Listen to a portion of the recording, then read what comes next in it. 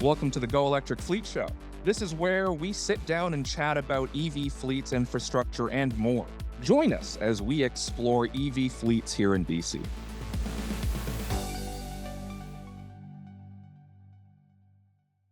My name is Mark O'Dwyer. I've worked at New Afton Mine since 2011. I started here in the electrical department. I was working on the tools. I was in the construction, in the maintenance department. So we maintained conveyors, we maintained pumps and fans. We onboarded the mill, the on-site mill that we have. So I worked in the mill. I went from there into the planning department and I spent some time there. After the planning department, I went into supervision. Now I'm working in the battery electric vehicle and automation department as one of the supervisors of the department. So there's two supervisors of our department and we do a cross shift. So we work 7 days on, 7 days off. So when I'm not here, my counterpart's here. So you started this program in 2020? Yes, we did. And, what was the catalyst or, sort of the vision of electrification of the C-zone and the equipment that'd be working in that space? So I think a few of the drivers that convinced us to lean in early was like the health and air quality and heat aspects of things. So our diesel versus BEV work with NRCan at New Afton showed that the BEVs, they cut the heat and they cut the dust compared to the diesel. So validating the ventilation and worker comfort is what we're trying to attain there. Totally. And you certainly achieved that because we witnessed it firsthand. Obviously, we didn't have a comparative visit to the BE zone where you guys are operating with diesel, but what struck me about the equipment and how it was operating, it wasn't loud. The emissions weren't there. It didn't feel like we were, sort of battling to breathe or yeah, absolutely. Of that sort. Well, especially when they don't exhaust any gases. I think that's a big thing to keep the dust down, because then we're not blowing smoke on all the walls and on the ground, stirring up all the dust. So totally, that's a big thing. The other advantage that we seen was the advantage of like the electrical grid there. So BC Hydro's grid is overwhelmingly renewable. So every liter of diesel that we can displace yields a significant amount of greenhouse gas reductions, which makes for a cleaner work environment for our team on the ground. Totally. So you touched on the NRCan study. And I know when we were here, we spoke to Phil a little bit about that, but can you tell me a little bit more about that project and, what are the results and sort of the learnings and the findings from that? The project, they set up, we provided the machinery, and then they set up all their equipment in the drift, and they did a lot of testing. Basically, they did a field study, and they documented basically the lower heat and the dust with the same duty cycles compared to a BEV machine and a diesel machine on the same respective grades and haul profiles.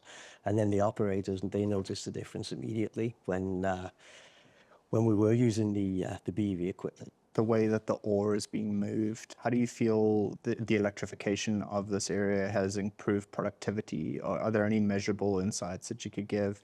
Is the productivity more efficient than diesel per se, or are you able to sort of benchmark that through the amount of ore moved in a certain period? I truly believe that running in manual, running the new 518 IBs, they have extreme amounts of power. They can move a lot quicker. I think one of the big things about it is how fast they move, but also the amount of heat and dust we can keep out of the environment there, and the diesel particulate. So I think on the whole, running the BEV machines is more efficient from a power standpoint. They move quick, they're nimble, they're comfortable for the operators, so they like being in them. Compared to the diesels, which definitely do the job, they're tried and true.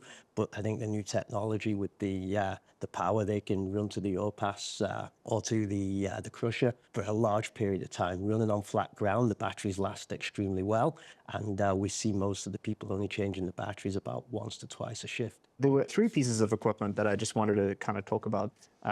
So that's a McLean battery electric boom truck. I believe it's called BT3. -120. So it is an articulated boom truck. It has a jib arm on the back. I think it's rated for about 35,000 pound load capacity.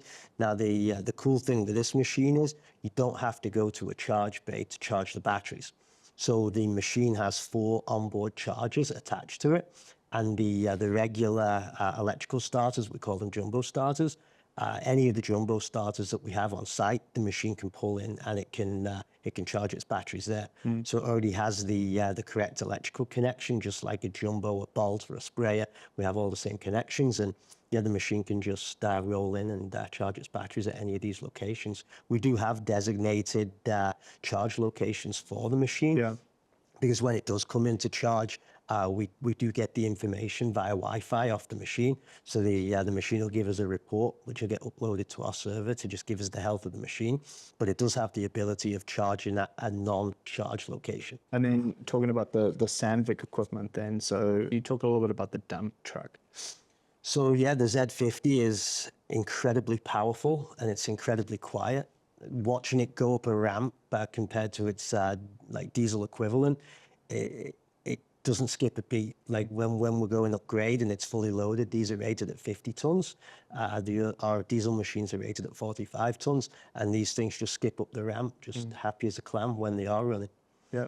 So we used to have 4 of them on site, and then once we ramped down production of our B3 area, we're now down to 2 of them on site. Okay. So they're still used frequently. The operators like them. The ergonomics inside of them, they're a little bit different to drive, only because you are sat like a VW van. You're sat ahead of the front wheels. Yeah. So it takes a little bit of getting used to from when you jump out of a regular haul truck to one of these trucks. Yeah, so it's again, we have a pretty good training protocol. We have good trainers, and we get the people signed off, and once they're confident to use them, they really like them. So currently on the C-Zone level, we have 4 LH518IB, which are the new generation of the Sandvik BEV scoops. That's what we're operating in C-Zone. So we have 2 charge bays, which each have 2 sets of chargers in them. So that's how we're able to charge those machines. The charge bays are located quite close to where the machines are working, so it's an easy transition for the people to do the battery swaps. And we witnessed that. That was like the key highlight of my entire trip down below the earth, was doing that battery swap, and we're really excited to show that on film. Yeah, we spoke a little bit about, you touched on the charging infrastructure. And we've actually got a photo of that charging infrastructure here. This was in the workshop, the big workshop. So those are our maintenance chargers. They're made by Artisan. They're in a Dray charger, and we use those for generally performing the maintenance on the batteries. Okay. So those were our original battery chargers that we had on site. Those aren't a fast charge model. So those became our maintenance chargers, and we use those for balancing and cycling the packs. And then we've moved on to the Sandvik fast chargers now. We saw that big bank. I think you had 4. So that's kind of an example of what we see in this sort of stack of fast chargers, as well as the cooling systems. So we saw, I can't remember the worker's name, but we saw him bring the loader in and then do a battery swap in front of us. Take us through that process of dropping the battery, uncoupling and coupling, and hooking up to this fantastic fast charge system that you guys have here. So the operator will come into the charge bay, and if they're running not the Z50s, if they're running the 518IB, the machine will actually electrically detach itself from the battery. And then once the main pack is detached, the machine will run on what we call the tram pack, which is an internal battery inside the machine. The internal battery has enough power to do all the functions of battery changes, plus a little bit more. So the operator will drop the main pack on the ground using the electric motors on the machine. So the machine will set the battery on the ground, and the machine will pull forward. After it's pulled forward, it will back up to the freshly charged battery, and it will connect to that one. But throughout the process, the batteries are cooled as they are charged. So there's definitely some interactions to do with the battery itself. They have to disconnect 2 sets of hazardous voltage cables, 2 sets of low voltage cables, which has all the control wiring in it. And then they also have to disconnect the 2 sets of cooling lines as well. So they'll make all the disconnects on one battery. They'll connect everything to the battery that's depleted that they've just brought in, and then they will connect to their new battery on tram mode, or tram pack, and then the machine will lift the battery through the operator cab, and he will take off and be on his way. Yeah, after fantastic. you set the chargers to turn on, obviously. Yeah, talked about BC Hydro bringing the power to the site, and it comes down, and they've got, you've obviously got a series of transformers and, transmitting equipment that brings the power. Touch on a little bit about that. Our mine site is provided through our new Afton substation.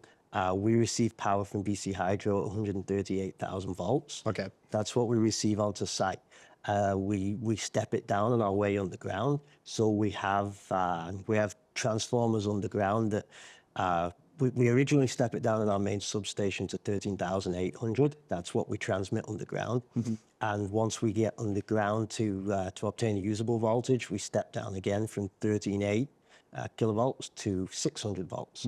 So that's what these chargers are connected to. They're connected to a substation that's outputting 600 volts.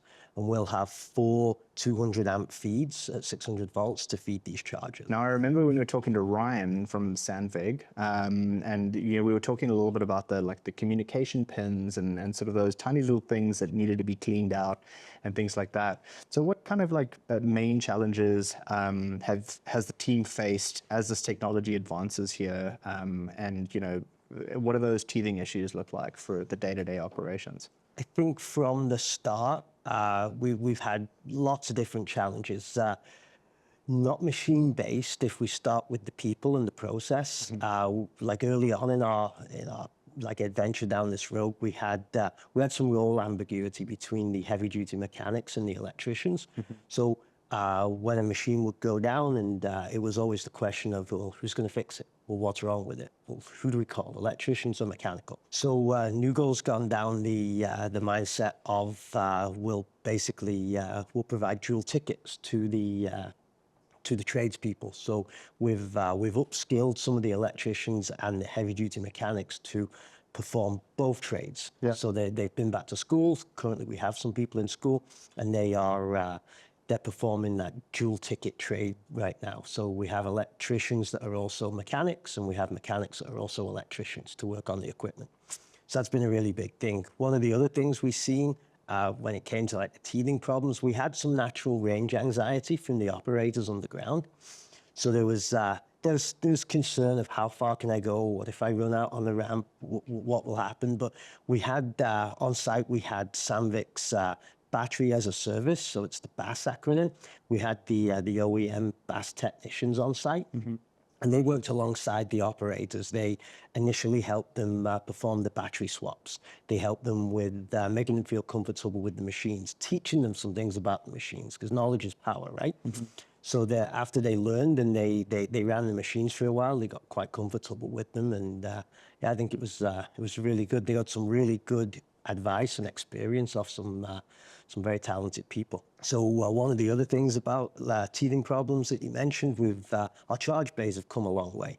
So our first charge bay was the first one that we'd ever designed, and we did have some guidance, but where we ended up putting the charge bay, we learned that the floor wasn't level enough. It possibly wasn't wide enough. The traffic flow in the area might have been a little bit busy.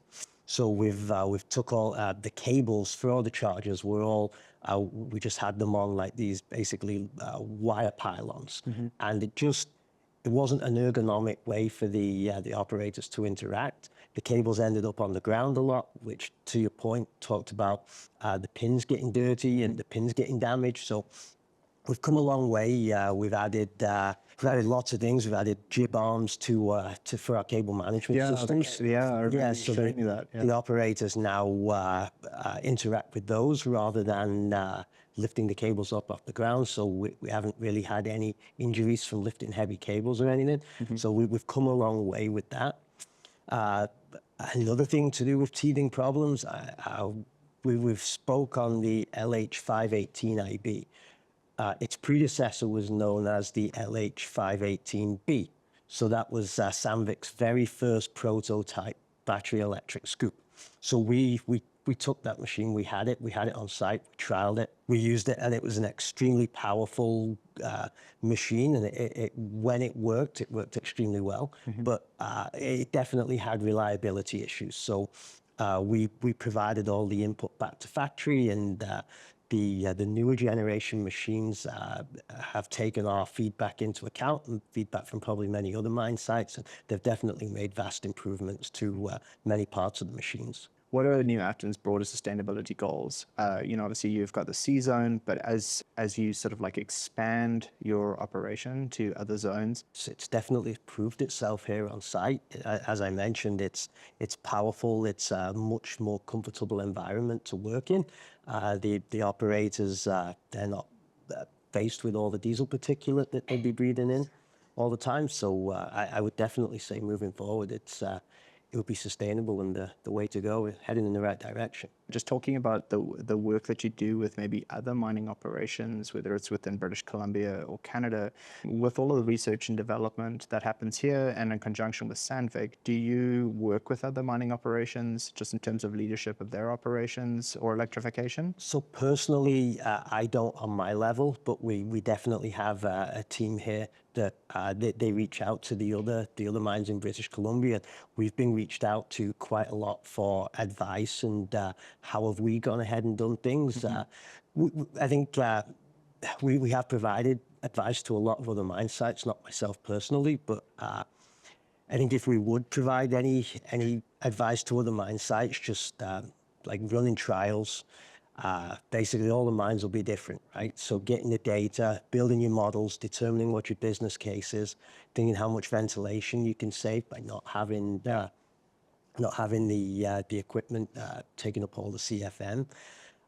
Basically the fueling versus electrification there, the time it takes. So I think we have reached out. We've looked at we've looked for answers from other people. We've got them, and we've definitely been a voice to other mines to preach about our experiences. Yeah, I wanted to kind of start. Our introduction to the experience was getting in the back of your Land Cruiser, which, like, as soon as I saw the Land Cruiser, I was like, yes, I love it. But talking about your mining vehicles and all of the interconnected roadways that get you down to these things. One of the things that occurred to me when we were driving was the fact that these vehicles were locked in first and second gear low range.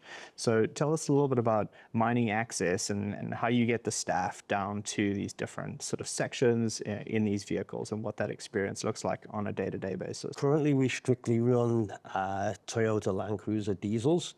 They come in a various amount of configurations. We have configurations made for all trades. We have some of them with pickup truck boxes on, some of them with man carriers that can hold 6 to 8 people in the back. We have them with scissor lifts on the back of them. We have them with other kind of boom attachments on the back. Many configurations that we use on site. So the mining group generally use the man carriers, and that's how they transport most of their people underground. We have trialed fully electric Toyota Land Cruiser on site.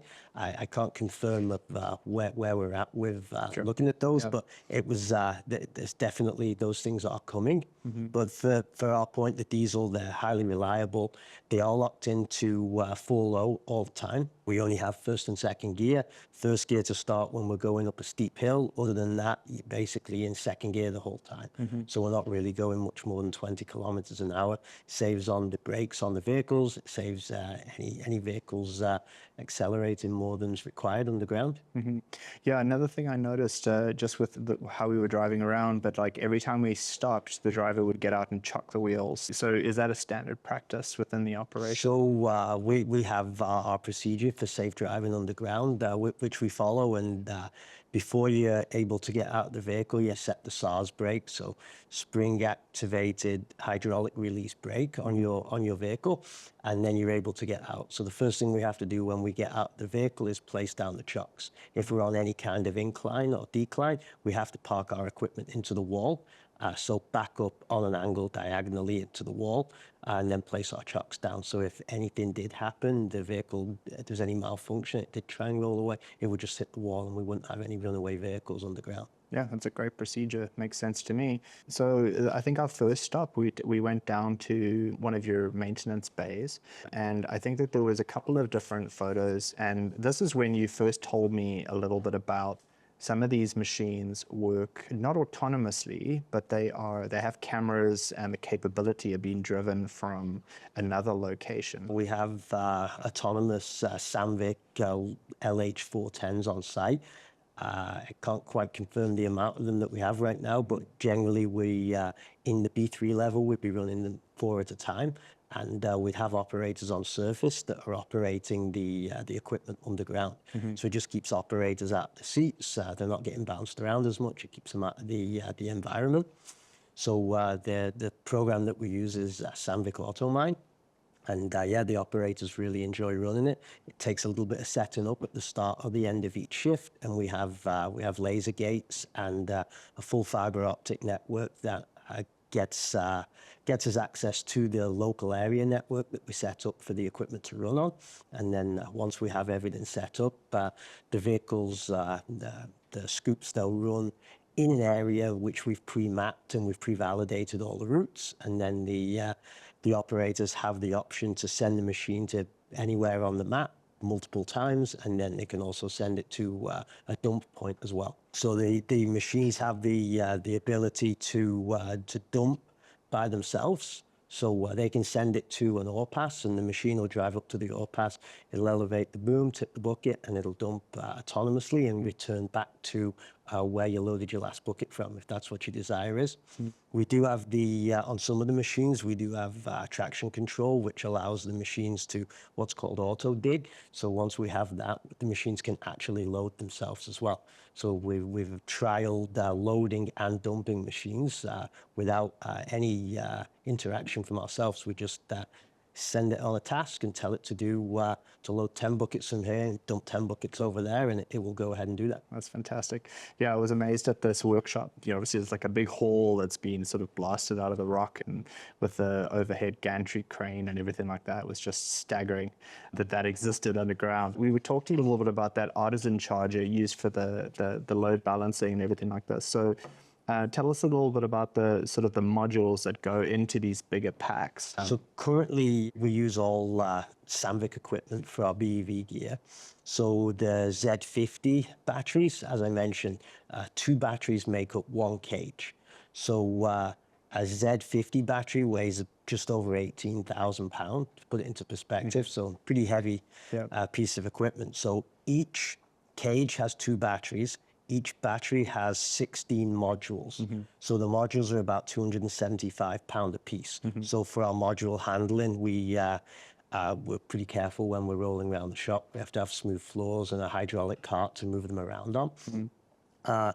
We have 2 different kinds of modules on site. We have a Generation 3 module, which makes up a 288 amp hour battery. And then we have a Gen 4 module, which makes up a 393 amp hour battery. All the modules that we have, they're all liquid cooled while they're charging, not while they're operating. So we'll take them out of the packs and we'll balance them and make sure all the cells are nicely balanced to build a good solid pack with a good amp hour for getting good cycle times. Just in terms of your day-to-day, I remember you talking about your team, like a little bit of the training. So what do you, who do you oversee? And what does your sort of day-to-day look like? Generally, I oversee the electricians that are working in the battery electric vehicle and automation department. And I do look after some of the dual trade ticketed people as well that do work on the battery electric vehicles. So a regular day for myself would be I organize the day prior to any of the team getting to site. I provide the safety topic in the morning meeting. We do a meeting where we outline the day's work. We associate all the work that they're doing with the hazards that they might face in a day, and we break those out. We talk about the hazards that they're going to be facing within the day in our morning meeting before anybody goes to work. And once the guys are familiar with their jobs, they know where they're going, they know what they're doing, I'll basically hit the desk for some admin work, and then I will head underground and basically go and check on all the guys. I generally give them a call. What do you need? How can I help? And then I'll go underground and basically just verify that the guys are doing the right work, doing it safely, and seeing if there's any ways that I can help them do their jobs easier. I help them with the prints. I help them with just ideas, with logistics. That's a big role. So there's a lot of safety related stuff. Yeah. I just got to know the most important thing to me is not getting the work done. It's just making sure the guys come out safe from at the end of the day. And if they don't know how to do something, we're going to stop. And then it's my job then to find the right person to do the job, find the right knowledge, get the right information. Make sure to subscribe to our channel for more updates on fleet electrification and other sustainable transportation solutions. Thanks for watching the Go Electric Fleet Show.